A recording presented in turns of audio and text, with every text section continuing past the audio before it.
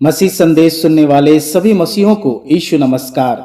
आज मसीह संदेश में हम प्रेरितों के काम उसका 3 अध्याय 3 से 5 पद को देखेंगे कि वचन आज इस भोर में हमसे क्या कहना चाहता है। प्रेरितों के काम 3 अध्याय 3 से 5 पद। जब एक जन्म के लंगड़े ने पतरस और यूहन्ना को मंदिर में जाते देखा तो उनसे भीख मांगी। पतरस ने यूहन्ना के साथ उसकी ओर ध्यान से देखकर कहा, हमारी ओर देख। तब वह उससे कुछ पाने की आशा रखते हुए उनकी ओर ताकने लगा।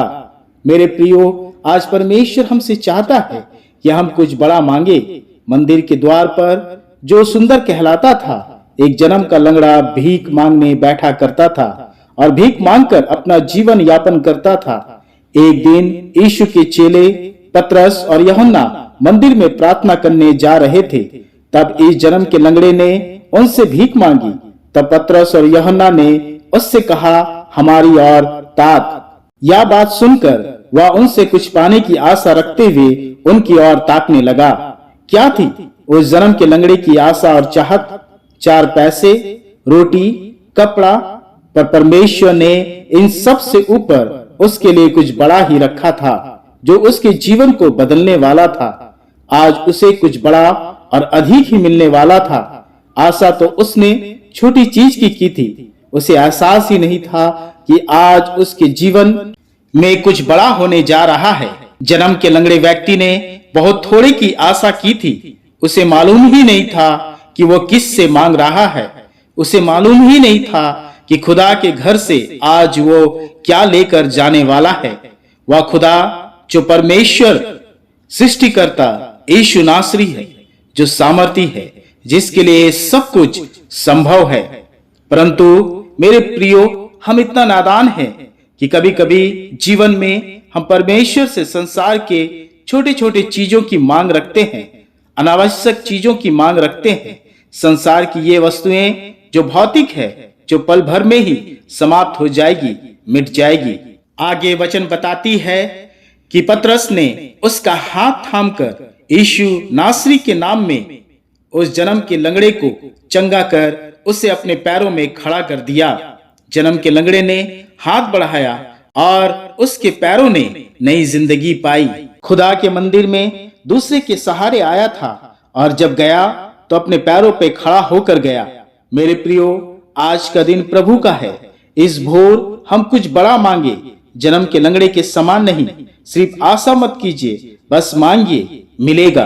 प्रभु आपके हर काम को पूरा करने में सामर्थी है। वह चंगा करने वाला प्रभु है। आज आपकी कोई भी जरूरत क्यों ना हो, अपने जीवन के लिए, परिवार के लिए, व्यापार के लिए, बच्चों के लिए, चंगाई के लिए प्रभु सुन रहा है। वह पूरा करेगा, जैसा लिखा भी गया है यूहन्ना रचित सुसमाचार उसका 16 अध्याय 24 पद। अब तक तुमने मेरे नाम से कुछ नहीं मांगा, मांगो तो तुम पाओगे, ताकि तुम्हारा आनंद पूरा हो जाए। प्रभु आप सभी को इस वचन के द्वारा बहुतायत से आशीष दे। आमीन। आइए हम अपने हाथों को फैलाएं और प्रभु से प्रार्थना करें। हे मेरे परमेश्वर, जय और महिमा सदा तेरी हो। तेरा पराक्रम बड़ा है, जिसने इस भोर की रचना की है। आज का दिन तूने बनाया है, हम तेरे नाम को धन्य कहते हैं। सुबह की इस नए दिन के लिए तुझे हम धन्यवाद देते हैं कि तूने हमारे जीवनों में आज का दिन जोड़ा और जीतों की जमीन में हमें जिंदा रखा। प्रभु आज के वचन के लिए हम धन्यवाद देते हैं कि तूने अपने हृदय और आशीषों को हमारे लिए खोला है और इस बात को जताया है कि तू हमारे लिए, हमारे परिवार के लिए बड़ा काम करना चाहता है।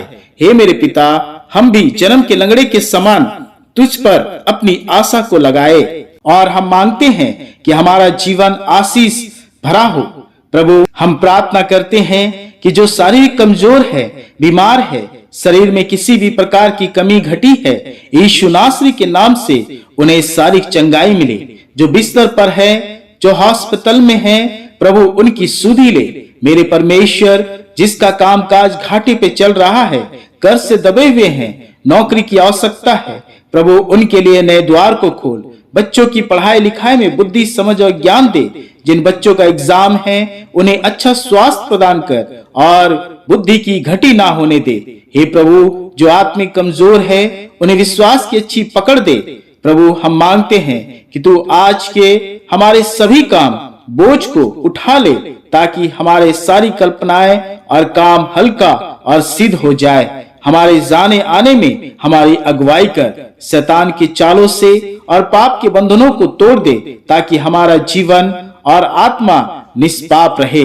धन्यवाद देते हैं पिता, यीशु मसीह जो हमारे साथ है, उसी के नाम से आज का दिन तेरे लोगों के जीवन में तेरा विश्वास महान ठहरे। धन्यवाद के साथ इस प्रार्थना को हमारे उद्धारकर्ता प्रभु यीशु मसीह के नाम से मांगते हैं। आमीन, आमीन।